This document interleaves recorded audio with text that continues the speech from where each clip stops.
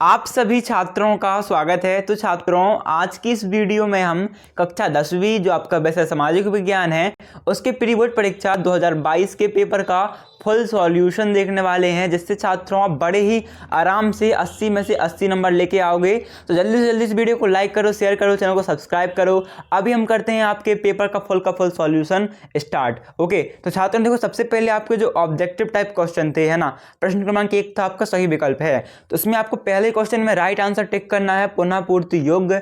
दूसरे क्वेश्चन में आपका उत्तर आएगा अधिक से चाई। तीसरे में आपका उत्तर आएगा फ्रेडरिक सारियू। चौथे का आपका उत्तर आएगा इंकलाब जिंदाबाद। पांचवें का उत्तर आएगा जातिवाद। और इसके बाद जब का छठवां क्वेश्चन आता है, यहाँ पर आपको उत्तर टिक करना है क्या, सभी छोटे पैमाने के उत्पाद। इसके बाद छात्रों आपका प्रश्न क्रमांक 2 आता है, वो है रिक्त स्थान भरिए। तो यहाँ पर आपका जो पहला है, यहाँ पर आपको 9.3% लिखना है खाली स्थान में। दूसरे खाली स्थान में आपको उत्तर आएगा परिषद। तीसरे खाली स्थान में आपको लिखना है 31 दिसंबर 1929। चौथे में मुद्रण। पांचवें में 74। छठवें में 65.46%। और फिर जो सातवां है, यहाँ पर आपको लिखना है औद्योगिक उत्पाद। ठीक है छात्रों, इसके बाद जो आपका अगला क्वेश्चन आता है वो है प्रश्न क्रमांक 3, यानी कि रिक्त स्थान की पूर्ति। यहाँ पर आपका सही जोड़ी मिलाइए, है ना। तो सही जोड़ी में आपको स्टेपलर में ऊन को छाटने वाला से मिला देना है। फुलर को आपको चुन्नटों से कपड़े समेटने वाला। सिंहली समुदाय को आपको श्रीलंका से मिला देना है, ठीक है। और थेडकॉर्क संगठन को बोलीविया से। आलोकतांत्रिक देश कौन सा है, चीन, क्योंकि यहाँ पर कम्युनिस्ट पार्टी है जो कि उनकी खुद की है, तो ये आलोकतांत्रिक है। और सूती वस्त्र उद्योग केंद्र है आपका अहमदाबाद। ओके, इस टाइप से आपको मिलान कर देना है। इसके बाद छात्रों आपका जो प्रश्न क्रमांक 4 आता है वो है एक शब्द या एक वाक्य में उत्तर दो। तो आपका जो पहला कथन है, इसमें आपका जो उत्तर आएगा, यहाँ पर आपको लिखना है लाल भूरा। ठीक है, पहले उत्तर के लिखना है आपको लाल भूरा। दूसरे वाले में उत्तर लिखना है आपको गिर राष्ट्रीय उद्यान। कौन सा उद्यान, गिर राष्ट्रीय उद्यान। इसके बाद तीसरा प्रश्न जो है, यहाँ पर आपको उत्तर आएगा जर्मन शुल्क संघ। चौथे में आपको उत्तर लिखना है वह नियम जिसके अंतर्गत सरकार ने मक्के की आयात पर रोक लगाया, कॉर्न लॉ या कॉर्न लॉ कहलाता है। फिर इसके फिफ्थ का क्वेश्चन जो है आपका, फिफ्थ में आपको उत्तर लिखना है ब्रुसेल्स। थर्डवे वाले क्वेश्चन में आपको उत्तर आएगा किसी व्यक्ति द्वारा स्वेच्छा से ली गई तथ्यात्मक घोषणा शपथ पत्र कहलाती है ना। आपसे पूछा क्या गया था, शपथ पत्र किसे कहते हैं, तो किसी व्यक्ति द्वारा स्वेच्छा से ली गई तथ्यात्मक घोषणा शपथ पत्र कहलाती है। और सातवें में आपको उत्तर लिखना है केरल। ठीक है, इसके बाद छात्र हम बढ़ते हैं नेक्स्ट क्वेश्चन की ओर, जो है आपका प्रश्न क्रमांक 5। यहाँ आपसे सत्य और असत्य पूछा गया है। तो छात्रों आपका जो पहला सेंटेंस है वो बिल्कुल असत्य हो जाएगा। दूसरा सत्य, तीसरा सत्य, चौथा भी आपका असत्य हो जाएगा, पांचवा भी आपका असत्य और छठवा आपका सत्य हो जाएगा। ठीक है, तो इस टाइप से आप सत्य सत्य भर दीजिएगा पूरे के पूरे, आपका एक भी मार्क्स नहीं कटेगा। इसके बाद आपके आते हैं क्वेश्चन नंबर 6 पे, जिसका 8वें में क्वेश्चन है आपका एजेंडा 21 क्या है। ठीक है, तो आपको उत्तर डालना है यह एक घोषणा है जिसे 1992 में ब्राजील के शहर रियो डी जेनेरो में संयुक्त राष्ट्र पर्यावरण और विकास सम्मेलन यूएनएससीडी के तत्वाधान में राष्ट्राध्यक्षों द्वारा स्वीकृत किया गया था। ठीक है, इसके बाद आपका प्रश्न क्रमांक 7 है, उसमें अथवा वाला क्वेश्चन है आरक्षित वन क्या है। तो उत्तर डालना देश के आधे से अधिक वन क्षेत्र आरक्षित वन घोषित किए गए हैं। जहां तक वन और वन्य प्राणियों की संरक्षण की बात है, आरक्षित वनों को सबसे अधिक मूल्यवान माना जाता है। ठीक है, तो आपको 2 लाइन लिख दोगे शुरू की, तब भी आपका हो जाएगा, क्योंकि आपका 2 नंबर का प्रश्न है। बाकी आप यहाँ तक लिख दोगे पूरा तो आपका एक भी मार्क्स कटने की उम्मीद नहीं रहेगी, आपको फुल मार्क्स मिलेंगे। ठीक है, इसके बाद बढ़ते हैं नेक्स्ट क्वेश्चन की ओर, जो कि है प्रश्न क्रमांक 8। क्वेश्चन क्या है, जूट को सुनहरा रेशा क्यों कहा गया। तो उत्तर डालना जूट को भारत का सुनहरा रेशा कहते हैं। इसका कारण यह है कि जूट का रेशा सोने की तरह, ठीक है, जूट का रेशा क्या है, सोने की तरह चमकीला होता है। इसे बहुत उपयोगी, सस्ता और व्यापारिक महत्व का होने से सुनहरा रेशा कहते हैं। इसके बाद आपका जो नेक्स्ट क्वेश्चन आता है वो है 9वां, औद्योगिक क्रांति से क्या आशय है। तो औद्योगिक क्रांति का साधारण अर्थ है हाथों द्वारा बनाई गई वस्तुएं स्थान पर आधुनिक मशीनों के द्वारा बनाई गई या निर्माण की गई व्यापक स्तर पर। इस प्रक्रिया को औद्योगिक क्रांति कहा गया है। औद्योगिक क्रांति का प्रारंभ 18वीं सदी में 18वीं सदी लिख सकते हो, 18वीं शताब्दी में। ठीक है, एक ही बात होगी, लिख देना 18वीं शताब्दी में हुआ। इसके बाद छात्रों बढ़ते हैं आपकी इसके बाद के नेक्स्ट क्वेश्चन, जो कि है पंचांग से क्या अर्थ है। तो कैलेंडर में जो पंचांग होता है उसी की बात हो रही है। यहाँ पर आपको उत्तर लिखना है चांद, सूरज की गति, ज्वार भाटा के समय और लोगों के दैनिक जीवन से जुड़ी कई अहम जानकारियां देना पंचांग कहलाता है। देखो चांद सूरज मतलब कि चंद्र ग्रहण, सूर्य ग्रहण, ज्वार भाटा मतलब कि देखो मौसम कैसा रहेगा, मौसम अच्छा रहेगा, खराब रहेगा, ये सब पंचांग कहलाता है हमारा, ठीक है। जैसे आप वेदर न्यूज़ बोलते हो ना, ये भी पंचांग के अंदर ही आता है, ठीक है। तो आपको 10 क्वेश्चन में बिल्कुल सेम टू सेम ही आंसर उतार देना है। इसके बाद छात्रों आपका 11वां प्रश्न आता है, एफ्रो अमेरिकी से क्या आशा है। तो आपको उत्तर डालना है एफ्रो अमेरिकन, अश्वेत अमेरिकी या अश्वेत शब्द उन अफ्रीकी लोगों के वंशजों के लिए प्रयुक्त होता है जिन्हें 17वीं सदी से लेकर 19वीं सदी के प्रारंभ तक अमेरिका में गुलाम बनाकर लाया गया था, ठीक है। या फिर आप कह सकते हो एक तरफ से एफ्रो अमेरिकी कौन है, जिन्हें अमेरिका का गुलाम बनाकर लाया गया था, किस सदी में, 17वीं सदी से 19वीं सदी में। इसके बाद जब का अगला प्रश्न आता है छात्रों, वो है 21वां, लोकतंत्र की कोई 2 विशेषताएं लिखिए। तो आपके सामने 3 विशेषताएं हैं, आपको कोई भी 2 लिख लेनी है। हेडिंग डालना लोकतंत्र की विशेषताएं, पहला, यह सरकार को सामाजिक विभिन्नताओं को अनुकूल बनाने में सहायता देता है। दूसरा, लोकतंत्र उत्तरदायी और जिम्मेदार है। या तीसरा, लोकतंत्र वैध शासन का मुहैया कराता है। इसके बाद आपका जो अगला प्रश्न है 13वां, वस्तु विनिमय क्या है। उत्तर डालना एक वस्तु के बदले में दूसरी वस्तु प्राप्त करना या अदला बदली करना वस्तु विनिमय कहलाता है। इसके बाद जो क्वेश्चन है 14वां, वैश्वीकरण के 2 दुष्परिणाम लिखिए। तो उत्तर डालना वैश्वीकरण के दुष्परिणाम, पहला, गरीब देशों में किसान प्रतिस्पर्धा नहीं कर सकते, वे बाजार की तुलना में अपनी फसलों को कम कीमत पर बेचने के लिए मजबूर होते हैं।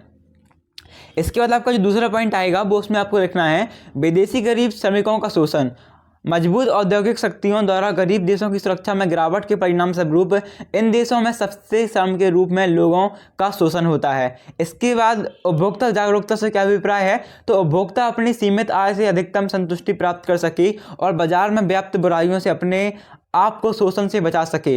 उपभोक्ता शिक्षा से उन्हें ऐसा ज्ञान प्राप्त होगा जिसमें उनमें वस्तुओं को गुण दोषों के आधार पर परखने की क्षमता पैदा होगी और इस ज्ञान से वे उचित समय पर उचित वस्तुएं क्रय कर सकेंगे। ओके, इसके बाद आपका 16वां प्रश्न है, वो है धात्विक व अधात्विक खनिज में अंतर लिखिए। तो आपको उत्तर डालना है धात्विक व अधात्विक खनिज में अंतर, 2 कॉलम बनाना, एक साइड लिखना धात्विक खनिज और एक साइड लिखना अधात्विक खनिज। धात्विक खनिज में आपका पहला पॉइंट आएगा, ये वे खनिज हैं जिन्हें गलाने से धातु प्राप्त होती है, जैसे लोहा, बॉक्साइट, टीन, मैग्नीज, तांबा आदि।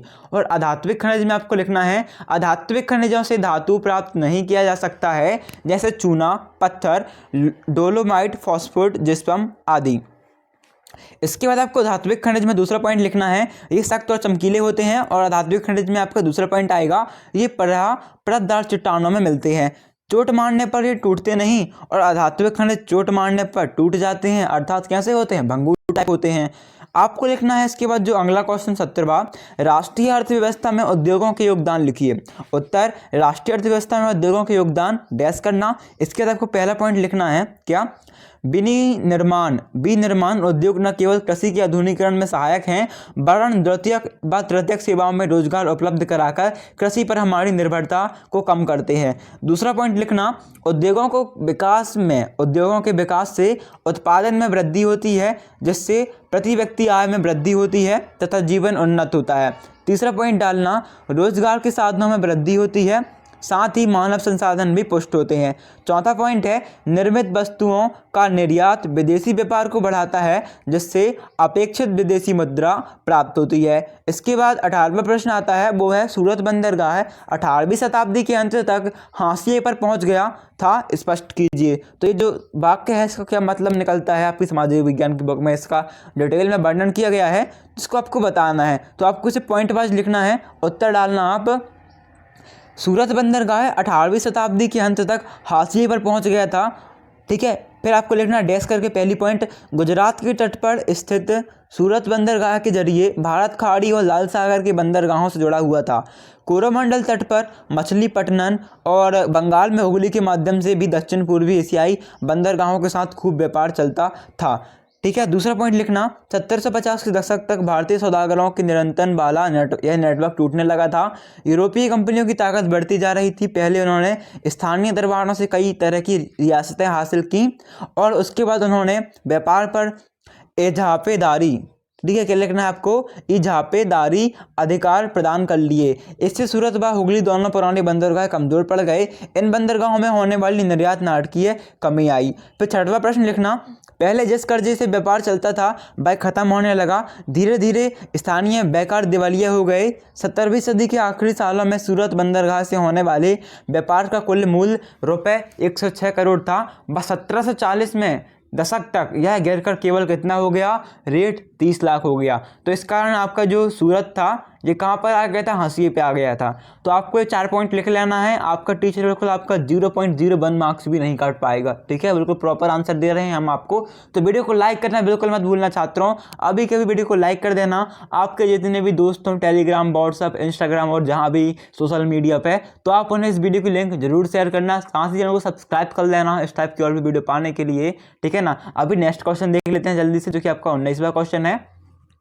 19वां क्वेश्चन है छात्रों आपका, लोकतंत्र में राजनीतिक दल महत्वपूर्ण भूमिका निभाते हैं, इस कथन को 3 बिंदुओं में स्पष्ट कीजिए।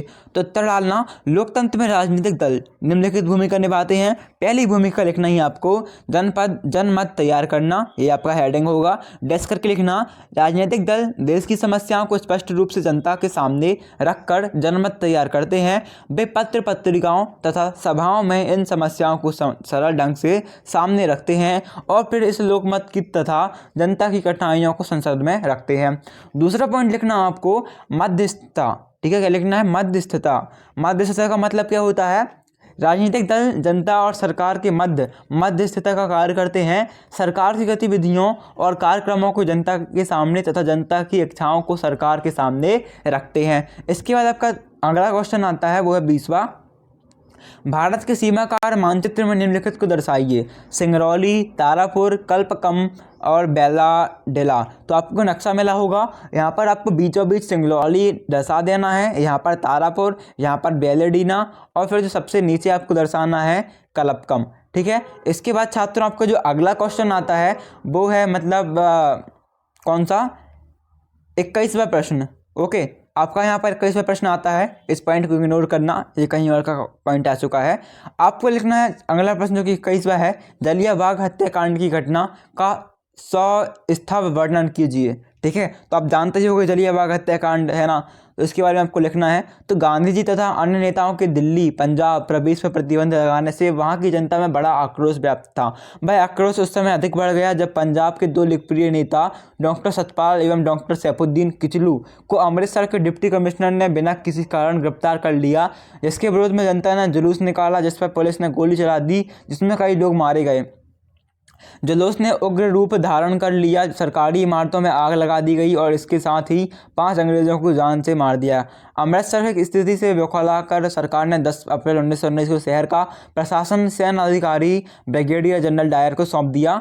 फिर आपको लिखना है जनरल रॉलेट अधिनियम मार्च 1919 में लागू किया गया। इसके विरोध में पूरे देश में आवाज़ उठी। पंजाब में भी रॉलेट अधिनियम का विरोध हुआ। पंजाब में ब्रिटिश सरकार ने अनेक जगहों पर लाठी गोली चलवाई। 13 अप्रैल 1919 को बैसाखी के दिन जब अनेक गांव के लोग अमृतसर के मेले में शामिल होने के जलियांबाग में इकट्ठे हुए थे, सभी ने गांधी जी की डॉक्टर किचलू एवं डॉक्टर सतपाल की रिहाई एवं विरोध में भाषण हो रहे थे। ऐसे में डायर ने 3 मिनट में अंदर भीड़ को हटाने का आदेश देकर मशीन गनों से लैस जनरल डायर फौजी टुकड़ी लेकर बाहर आने जाने के एकमात्र रास्ते पर मोर्चाबंदी की। इसके बाद उसके सिपाहियों ने निहत्ती भीड़ एवं पर अनाधंध गोली चला दी, जिसमें 800 लोग मारे गए व 2000 के करीब लोग घायल हुए। मारे गए, ठीक है, और घायल हुए कितने, 2000 के करीब लोग घायल हुए। वैसे सरकारी रिपोर्ट के अनुसार 369 व्यक्ति मारे गए और 1200 घायल हुए। इस हत्याकांड में हंसरंज नामक भारतीय ने जनरल डायर की सहायता की थी, ठीक है। तो आपको ये पूरा उत्तर डाल देना है, आपको फुल मार्क्स मिलेंगे। फिर आपका जो लास्ट क्वेश्चन आता है 23वां, वो है उपभोक्ता जागरूकता के आशय उदाहरणों द्वारा स्पष्ट कीजिए। तो आपके सामने यहाँ पर इसका उत्तर है, तो आपको सेम टू सेम बता लेना है छात्रों, ठीक है। अभी देखो इसके बाद जो आपका 22वां क्वेश्चन है वहाँ पर आपको उत्तर लिखना है। नीचे दिए गए ब्यौरों में लोकतंत्र की चुनौतियों की पहचान करें, लोकतंत्र को मजबूत बनाने के लिए नीतिगत संस्थागत उपाय भी सुझाएं। तो आपके 3 क्वेश्चन है, फर्स्ट, सेकेंड और थर्ड। तो देखो इनका पहला जो क्वेश्चन है इसका उत्तर लिखना है आपको, उच्च न्यायालय का आदेश सामाजिक असमानता को समाप्त करने वाला है, क्योंकि मंदिर में सभी को एक ही दरवाजे से प्रवेश की अनुमति प्रदान की। दूसरा आपको उत्तर लिखना है, भारत में किसानों द्वारा विभिन्न राज्यों में आत्महत्या की घटना आर्थिक तंगी को दर्शाती है। शासन को निर्धन किसानों को आर्थिक सहायता तथा कम ब्याज पर ऋण देने की योजना लागू करनी चाहिए। तीसरा पॉइंट लिखना है आपको, जम्मू कश्मीर पुलिस द्वारा मुठभेड़ दिखाकर 3 नागरिकों की हत्या पूर्णतः अलोकतांत्रिक है, इसके लिए सरकार को तुरंत जाँच करवानी चाहिए। तो छात्र आपका 22वां हो गया, इसके ऊपर आपका 23वां है, ठीक है ना। और ये आपका कौन सा क्वेश्चन का उत्तर था, ये आपका था 21वां क्वेश्चन का उत्तर। सो गाइज आई होप आपको वीडियो अच्छी लगी होगी। यदि आपको वीडियो अच्छी लगती है तो वीडियो को लाइक करना, शेयर करना, चैनल को सब्सक्राइब भी कर लेना। अभी मिलते हैं अब आपसे अगली वीडियो पे, जब तक के लिए थैंक्स फॉर वॉचिंग।